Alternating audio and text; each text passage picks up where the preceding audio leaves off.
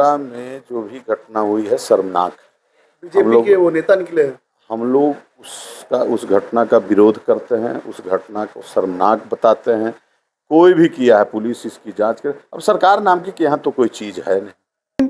आज के पत्रकारों का हाल ये है कि वो बता रहे हैं कि जात नहीं धर्म पूछ के मारा। लेकिन मेरा सवाल है उनसे कि अगर धर्म पूछ के मारता तो मरने वालों के लिस्ट में सैयद हुसैन शाह का नाम कैसे आता? अगर धर्म पूछ के मारता तो वहां के औरतें और बच्चों को कैसे छोड़ देता? तो कहीं ना कहीं एक सोची समझी साजिश है। अगर आप 14 के पहले की, आपने बड़ा माकूल सवाल उठाया है। 12 से 10 से लेकर के 14 तक की आज के प्रधानमंत्री मोदी जी के भाषण को सुनिए। जो सवाल आप उठा रहे हैं, इन्हीं सवालों पे उनकी लंबी तकरीर है कि ये कैसे आए, ये असला कैसे आया, ये लोग कैसे आए 300-300 किलोमीटर अंदर। बिल्कुल। आज उसी प्रश्नों का जवाब मीडिया उनसे पूछ रही है या समाज पूछ रहा है, क्यों नहीं दे पा रहे? पे झंडा लगा रहेगा तो लगेगा कि हम कांग्रेसी हैं। हाँ। वर्चस्व दिखाने को लेकर के। वर्चस्व नहीं। इस वक्त नवादा में है और हमारे साथ कांग्रेस के जिलाध्यक्ष सतीश कुमार उर्फ मंडन जी है। और आज जो है कांग्रेस का झंडा, हर घर झंडा अभियान चलाया जा रहा है। इसके पीछे का उद्देश्य जानेंगे और भी मुद्दों पर चर्चा करेंगे। सबसे पहले हमारे चैनल में स्वागत। आपका भी स्वागत, आपका धन्यवाद। के उद्देश्य है हम लोगों का हर घर। देखिए, कांग्रेस में जो भी लोग पुराने जुड़े हुए थे, अब धीरे धीरे पार्टी में हम लोगों का जो ऊपर से आदेश है कि जो पहले जुड़े हुए हैं और जिनको आप जोड़ सकते हैं उनके घर पर जाइए, उनको आप आग्रह कीजिए उनसे कि घर आप अपना झंडा लगाइए। और झंडा कांग्रेस पार्टी का हर घर में झंडा, जितने भी पदाधिकारी हैं, जितने भी कांग्रेसी जन हैं, एक से पुराने कांग्रेसी यहाँ छूटे हुए हैं, उनके घर हम लोग जा रहे हैं, उनको सम्मान देके और झंडा का कार्यक्रम हम लोग वहाँ मतलब घर पे झंडा लगा रहेगा तो लगेगा कि हम कांग्रेसी हैं। हाँ। वर्चस्व दिखाने को लेकर के। वर्चस्व नहीं, हम लोग आग्रह कर रहे हैं लोगों से कि भाई जो आप पुराने घर में थे, पुराने घर में आप वापस आइए। चलिए, अभी एक न्यूज अभी ट्रेंड में चल रहा है। पहलगांव में एक आतंकी हमला हुआ, उसको लेकर के पूरा भी जो है मामला गरमाया हुआ है। इसको लेकर के कैसे देखते हैं? देखिए, हमारे नेता राहुल गांधी विदेश यात्रा में थे। उन्होंने अपना यात्रा छोड़ दिया, यात्रा बीच में छोड़कर, और घायलों के बीच जहां घटना हुआ है वहां हमारे नेता राहुल गांधी पहुंच चुके। सबसे पहले पहुंचने वाले व्यक्ति हैं राहुल गांधी जी। और राहुल गांधी जी ने वहां के सभी पदाधिकारियों, सभी डॉक्टर, सभी जो भी मर्माहत लोग थे उनके पास गए। आप लोगों ने देखा होगा कि उसी दिन मधुबनी में कहीं एक नेताजी भाषण भी दे रहे थे। तो समझिए कि कौन लोग बिहार क्या चाहते हैं। हाँ, कौन लोग क्या चाहते हैं। वहाँ आतंकवादी, हमारा देश आतंकवाद से जूझ रहा है और यहाँ समझ रहे हैं। बोले धर्म को लेकर के मारा गया, धर्म को देख करके। देखिए, उसमें हर लोग मारे गए हैं। धर्म तो मान लीजिए, देखिए, अब कहीं कोई पूछ रहा है, कहीं कोई क्या कह रहा है, लेकिन वहाँ तो सभी समाज के लोग थे। सभी समाज के लोग, खच्चर वाले भी मारे गए हैं जो घोड़ा चला रहे थे, तो सब लोग मारे गए हैं। आतंकवाद एकदम गलत है। आतंकवाद का जो प्रश्रय देता है, चाहे कोई रहे, आतंकवाद हम लोग उसका मुखालफत, उसका हम विरोध करते हैं। और आप लोगों ने देखा कि हमारे नेता ने सबसे पहले आकर वहां जाने का काम किया। छत्तीसगढ़ के बीजेपी हैंडल से, फेसबुक हैंडल से एक पोस्ट किया जाता है जो कार्टून के रूप में होता है कि धर्म पूछा जात नहीं।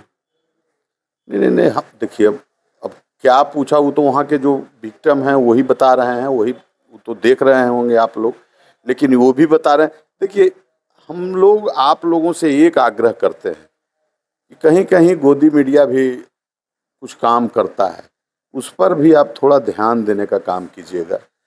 सब चीज़ और जो जगह पर जो कांड हो रहा है उसको दिखाने का काम नहीं हो रहा है, और कहाँ क्या दिखाया जा रहा है। हम लोग तो ये सब चीज़ से बार बार कहते हैं लोगों को कि कम से कम इस चीज़ से दूरी बनाकर रखिए। आतंकवाद, कोई भी आतंकी, कोई भी वो हमारे देश का दुश्मन है। सबसे पहले हम लोग पूरे देश, हमारे नेता ने कहा कि सरकार जो निर्णय लेगी कांग्रेस पार्टी उसके साथ है। अब इससे ज़्यादा तो हम लोग नहीं कह सकते। आरा में भी घटना हुआ तो वहाँ तो जाति पूछ के मारा गया। आपको अवगत हो गया मामला आरा वाला? आरा में जो भी घटना हुई है शर्मनाक। बीजेपी के वो नेता निकले हैं।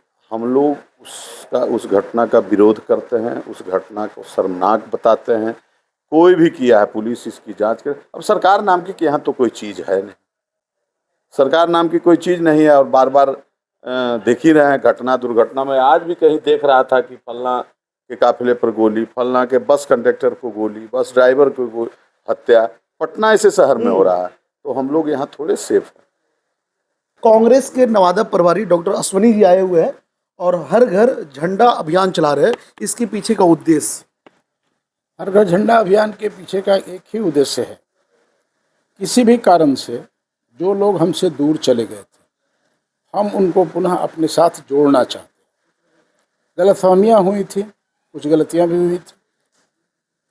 हम ये नहीं कहते कि हमारी गलती नहीं थी, कभी कुछ गलती हुई, हमने उसको रियलाइज़ भी किया, उसकी माफ़ी भी मांगी। लेकिन हमारी गलती से ज़्यादा हमारे बारे में गलत अफवाहें बनाई गई और लोगों को, आप समझते होंगे, एक बचपन में हम लोग पढ़ा करते थे कि बहेली आएगा दाना डालेगा, जाल बिछाएगा लोभ से फंसना नहीं। तो 14 से यही कहानी चल रही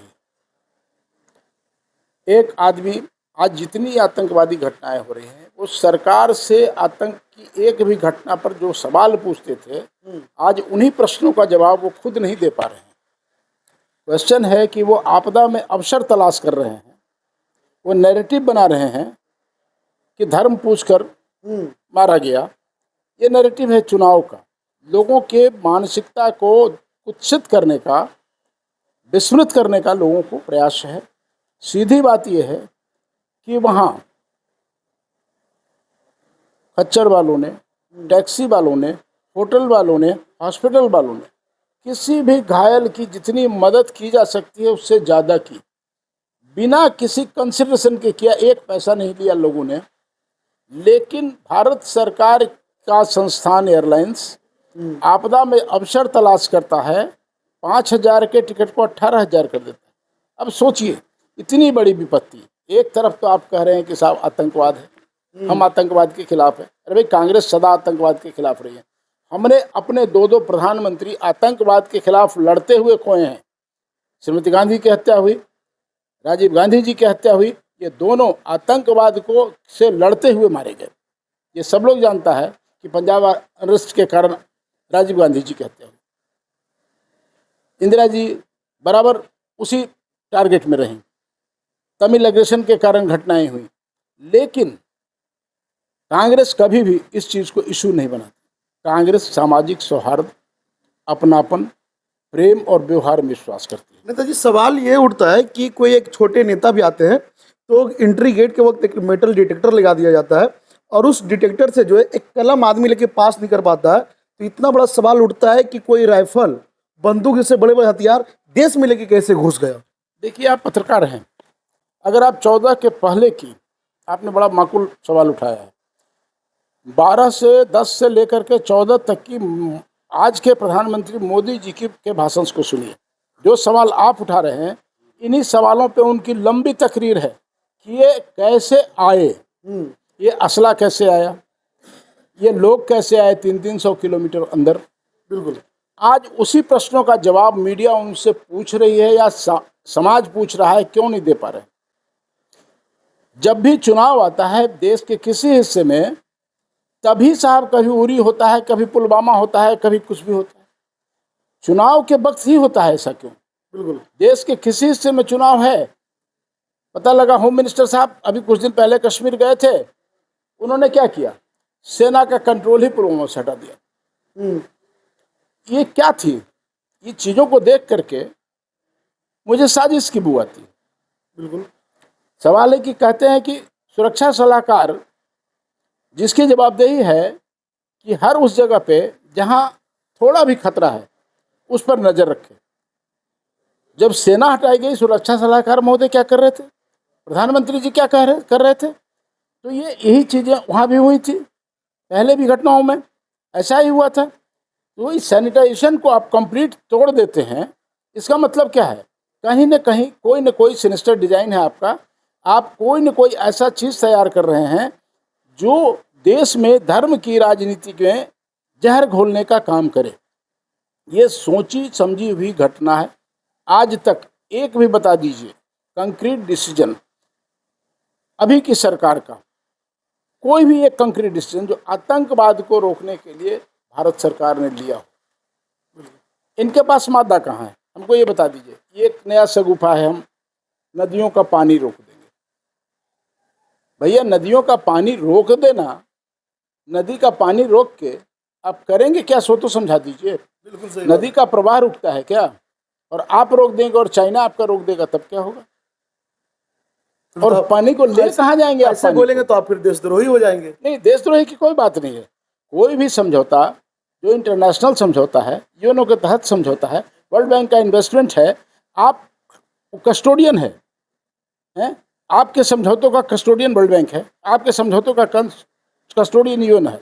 आप किसी भी समझौते की यूनिलैटरल तोड़ ही नहीं सकते। ठीक है, आपने सस्पेंशन में डाला है, आपने तोड़ा नहीं है, आप कुछ नहीं कर सकते हैं समझौते। अगर आपको पानी का प्रवाह मोड़ना है तो अगला 20 साल लगेगा उसके इंतजाम में, और इतने पैसे की जरूरत होगी, कौन देगा? आप, वर्ल्ड बैंक आपको मदद नहीं करेगा उस केस में। क्वेश्चन है कि जो सरकार तेल के पैसे के दोहन पर चल रही है, जो सरकार लोन पर चल रही है, जो सरकार अपने ही एसेट को, आप समझते हैं ना कि घर में सबसे नालायक बेटा उसी को माना जाता है जो घर की संपत्ति बेच के खर्चे चलाता है। सबसे नालायक बेटा उसी को कहते हैं। अब इस देश में तो वही हो रहा है। प्रधानमंत्री जी हर आए दिन कभी रेल बेच रहे हैं, कभी तेल बेच रहे हैं, कभी भेल बेच रहे हैं, कभी हवाई जहाज बेच रहे हैं। मैंने बेच ही दो भाई, जो मिल जाए उसी को बेच दो। अगर यहाँ मालिक बना दिया जाए तो पता लगे घर का सारा टेबल कुर्सी बेच देंगे, खर्च चलाना है। ये इसका मतलब क्या है? मोदी जी को विश्व गुरु बनाना है ना, इसलिए बेच रहे हैं। नहीं नहीं, ये तो विश्व गुरु हो सकते हैं। विश्व गुरु कहाँ से होंगे भाई? विश्व गुरु होने के लिए दिमाग चाहिए।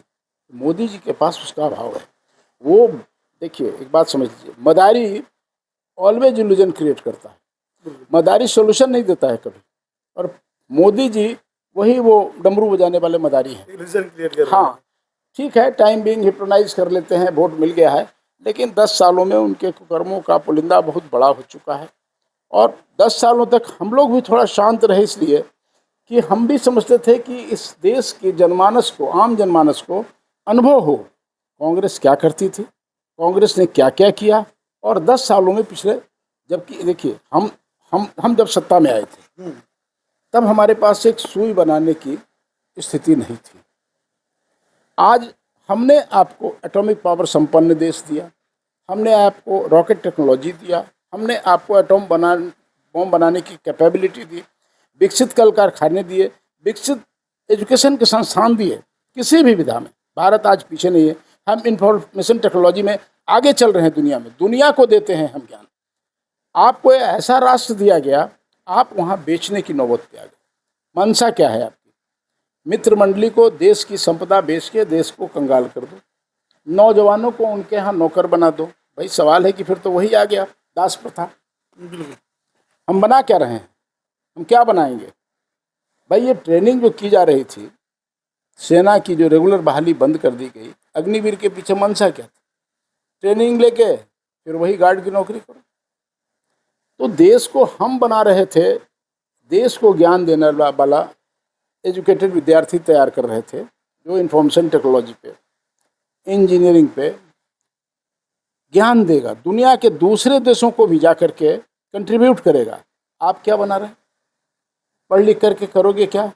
भजिया तलो, पकौड़ा तलो। ये मोदी जी का अर्थशास्त्र हम लोगों को आज तक नहीं समझ में आया।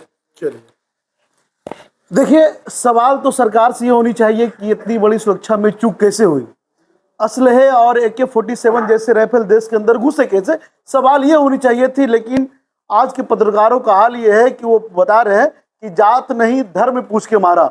लेकिन मेरा सवाल है उनसे कि अगर धर्म पूछ के मारता तो मरने वालों के लिस्ट में सैयद हुसैन शाह का नाम कैसे आता? अगर धर्म पूछ के मारता तो वहाँ के औरतें और बच्चों को कैसे छोड़ देता? तो कहीं ना कहीं एक सोची समझी साजिश है। बाकी आप क्या सोचते हैं, अपनी प्रतिक्रिया हमारे कमेंट बॉक्स में।